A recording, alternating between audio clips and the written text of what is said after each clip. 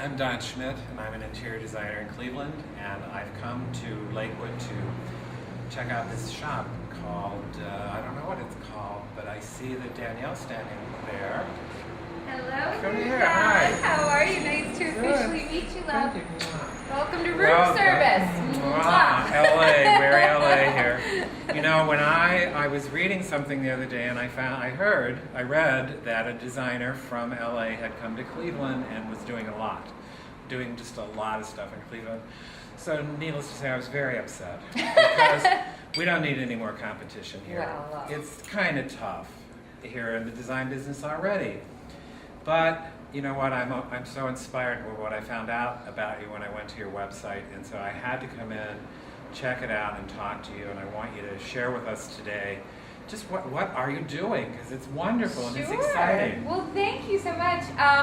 Yeah, I mean, I came back from LA about 7 years ago, and I had a pretty eclectic background there, working in interior design, working in set design and production work, to visual merchandising and buying for retailers.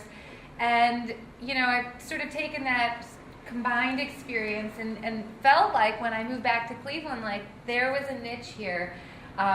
There is a sort of lack of design culture in the pervasive awareness of Clevelanders. It exists. I mean, after all, those that go to LA and New York and Chicago and larger market cities to do design are very often from the Midwest cities such as Cleveland.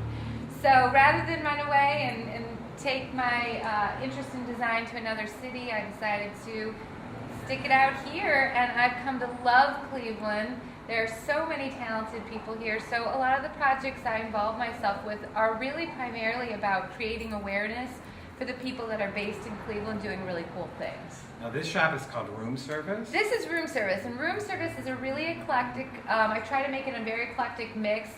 So I've got home goods, you know, apparel, t-shirts, jewelry, candles, a really good mix of, you know, even baby stuff.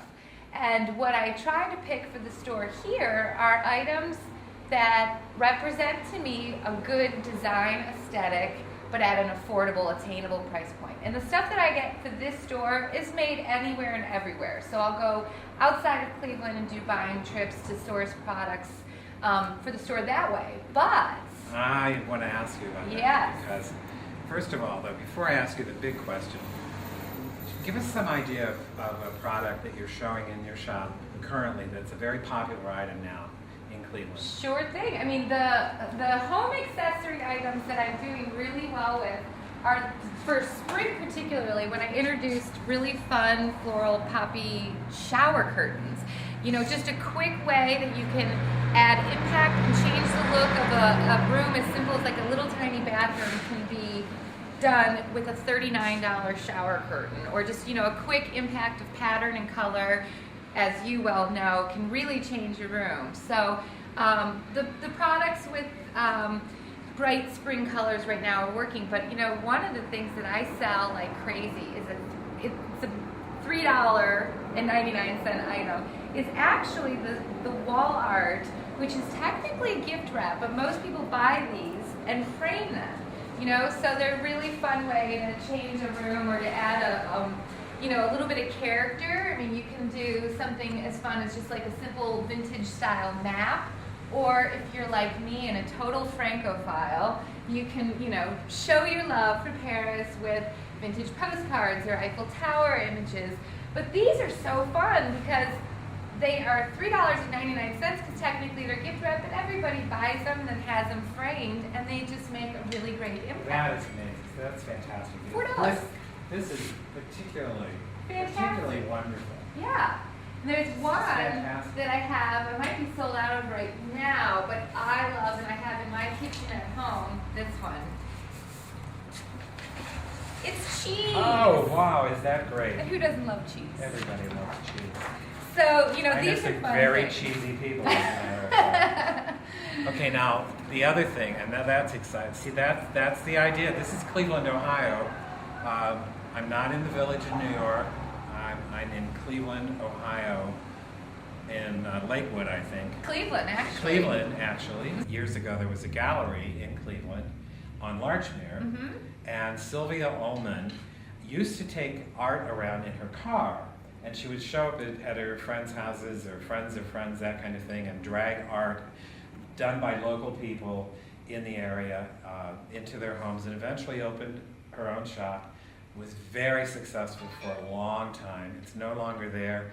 And I don't think anybody's really doing anything to promote local art that much. I know I try to in my gallery and space in Cleveland Heights, and I have when I had a gallery in Tremont.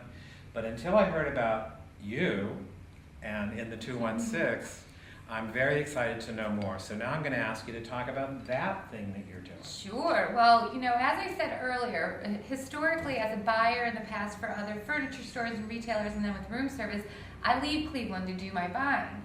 But now being the owner of a store and here every day, suddenly all of these local designers were coming into me saying, I'd like to show you what I make. And I was actually surprised, very pleasantly surprised, to find that so many of the things people were showing to me were things that I actually would sell in my store and fit within the design aesthetic that I'm trying to promote here.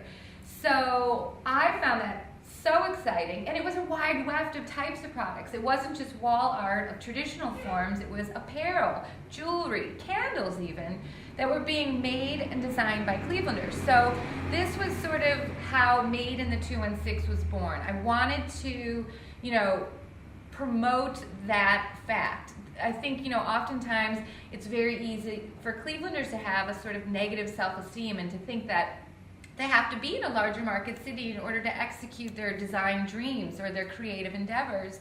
But I contend that not only is it alive and well to being, so many designers are here based in Cleveland, but I even contend it's a lot more affordable to base your creative endeavor here. So in an effort and attempt to draw awareness for the existing designers here and to maybe encourage others to think twice before moving to New York or Chicago to pursue their creative endeavors, to consider doing it based here.